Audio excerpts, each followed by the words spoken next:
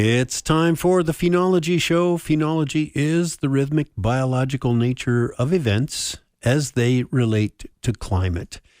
And I guess even if I had been here a week ago, I was not. But had I been, it was still September, February. Oh, I could only wish. It was still September. So today being my first opportunity to speak to you in the month of October, I put together a short list of things that you should be kind of looking out for in the month of October. And much as I hate to start off with a four-letter word, snow typically falls in October. And in fact, on October 5th, in 2012, we got our first snow, and 2013, the spring of 2013 was my latest spring on record. So not only did the snow fall early that year, but it stayed and stayed and stayed, and it just never seemed to want to go away. So you can expect sometime during this month, unless it turns out to be one of those few months or few Octobers where we don't get snow. For the most part, we will see at least some snow falling in the month of October. It probably won't accumulate, but it will fall.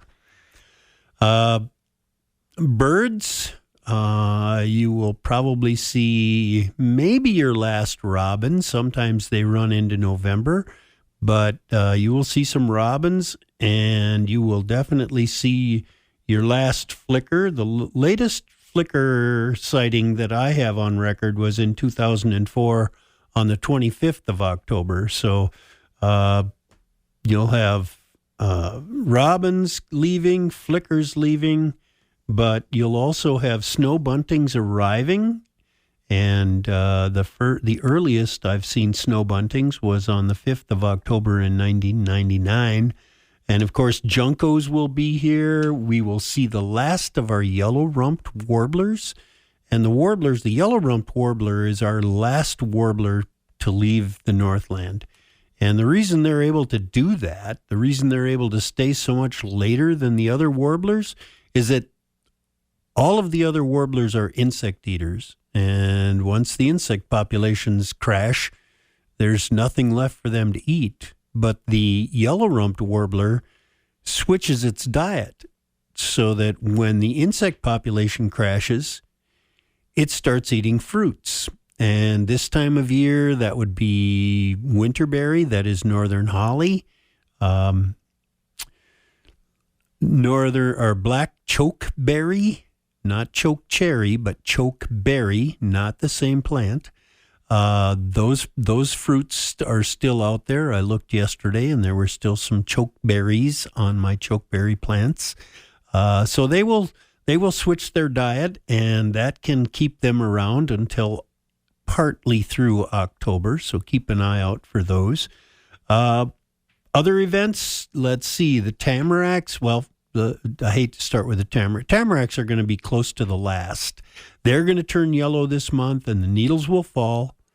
The willows, the weeping willow, and a lot of the willow shrubs will be the last of the bushes to lose their leaves, discounting the oaks and the ironwoods. But those two keep their leaves, some of their leaves, pretty much all winter. But the trees that will be losing their leaves will end with first the tamaracks and then the willow shrubs and the tree willows. So keep an eye out for that. If you have a European larch, which looks just like a tamarack, you're going to see that its phenology does not agree with the tamarack. The tamarack will be yellow and drop its needles well before the larch turns yellow. So if you have a tamarack that seems to persist and not lose its needles when all the other tamaracks around you maybe are, it could be that you have a European larch. And more often than not, it's going to be in your yard because they don't reproduce and spread naturally. You You just have them around, and somebody has probably planted it in your yard. They're a gorgeous tree, and they make a wonderful yard tree, but their phenology is a little different from tamaracks. Milkweed pods are going to break open this month. I found one a couple days ago that was burst open, just one, and they're probably getting ready to do that. Both the American and beaked hazels will lose all of their leaves, and they haven't done it yet, but they're awfully close. So hazelbrush will lose its leaves, which really will help the grouse hunting a great deal, because now you'll actually be able to see the grouse as it flies away rather than just hear it. Autumn willows will show up when all of the other when all of the other plants have dropped their leaves. You're going to see these plants out there with these big fuzzy catkins on them. They're going to look like elongated pussy willows. They're white and they're fuzzy and they're about 1.5 to 2 inches long. And those occur on autumn willows, and you'll see them isolated here and there in the bogs. They don't grow in clumps, and they don't grow in big areas. There'll be a single one here, and over there there'll be another. So if you see these white catkins hanging in the willow, it's autumn willow. We'll see our last darner dragonflies. I saw one yesterday, so I know they're still around. The 21st of October in 94 was the last one that I saw of those. The aspens, the big tooth aspen and the trembling aspen, are just beginning to show some color now, and typically this is the month when they will become very colorful and drop their leaves. And that should happen before the middle of the month, probably by the next time we speak. Blueberries are going to turn bright red. The leaves on the blueberries will turn bright red. Asparagus will start to go yellow and then shiny gold.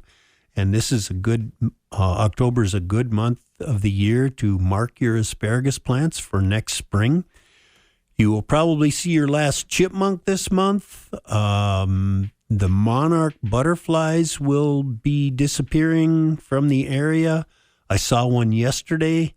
The latest I ever saw a monarch butterfly was on Halloween in 2022. We will have our last mosquito in October. The latest I have for mosquitoes is the 29th of October in 2004. And so that's just a brief overview of some of the things to look for in October. All of those things will be happening before the end of the month.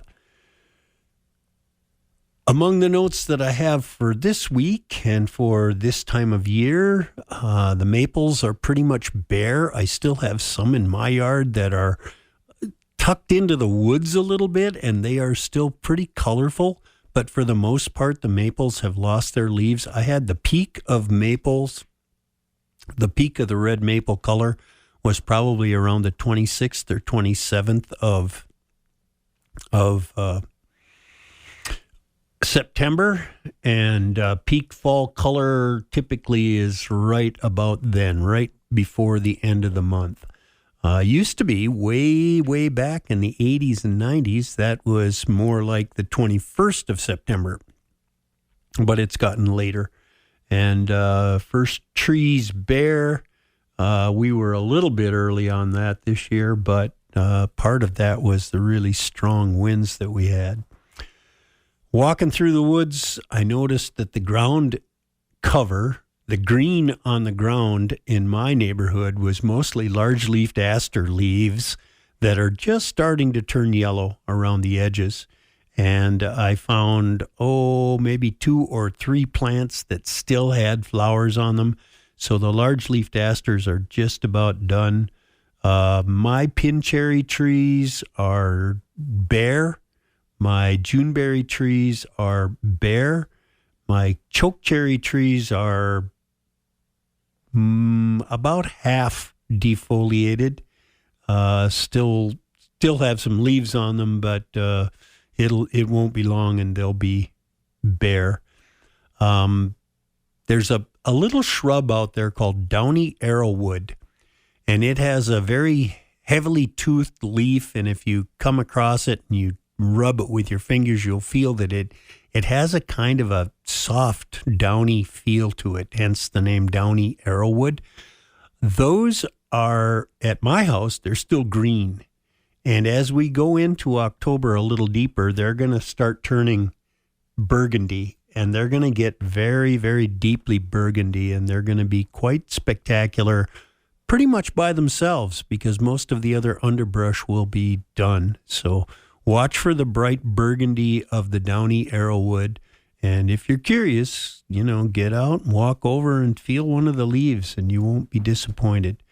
The birch around my house, the yellow birch and the paper birch, are both in the process of losing leaves. The yellow birch appears to be sort of about half yellow right now. The paper birch that I observe appear to be about maybe a quarter of the leaves are yellow. But what happens with the paper birch, not so much the yellow birch, but more the paper birch, their leaves turn, like they'll have, they'll be fully leafed, and then a few leaves will turn yellow and they'll fall, and then a few more leaves will turn yellow and they'll fall, and then a few more leaves will turn yellow and they'll fall. So you look at a birch and it sort of keeps this feeling of green, but the leaves are turning yellow and dropping sort of all the time, but only a few at a time. So it's never going to look like it's completely yellow. It's always going to be kind of working its way towards bare, but it's going to happen over a quite a long period of time.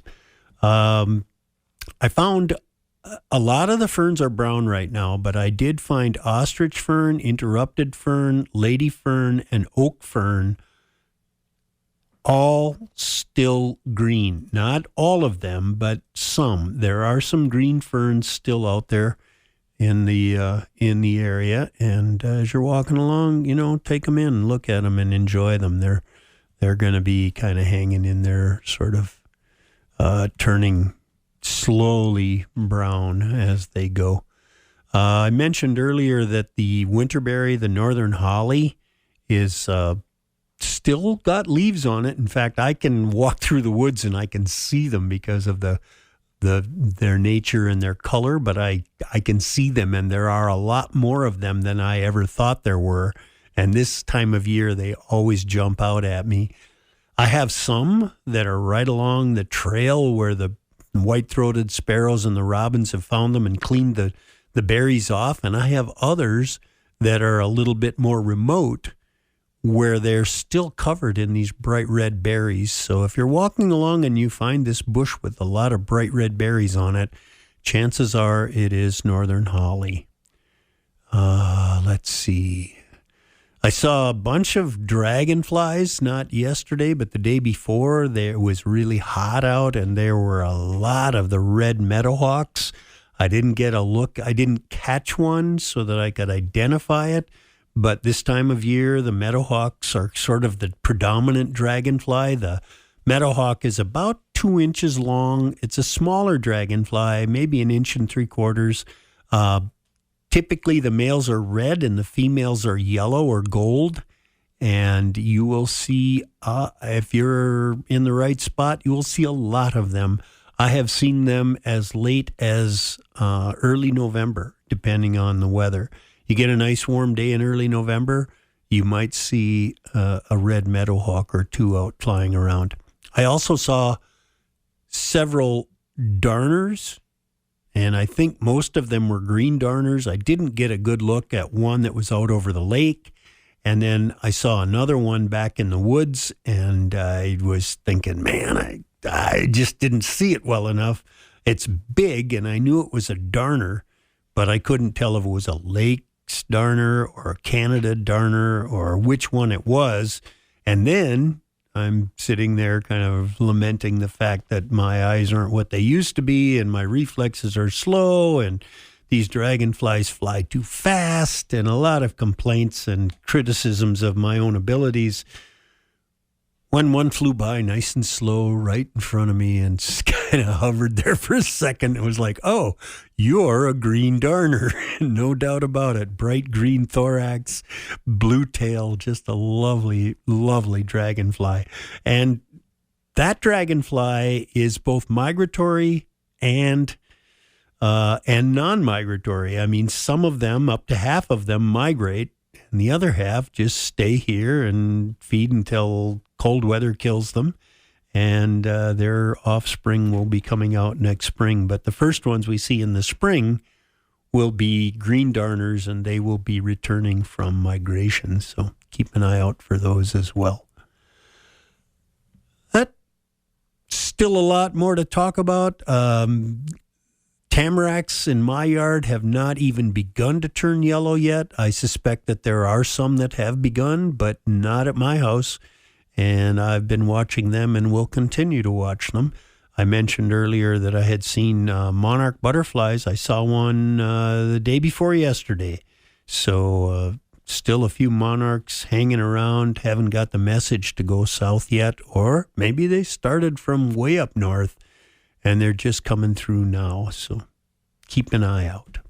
That's the Phenology Show for this week. Thanks for tuning in. As always, if you have observations, comments, or questions you'd like to share, we'd love to hear from you.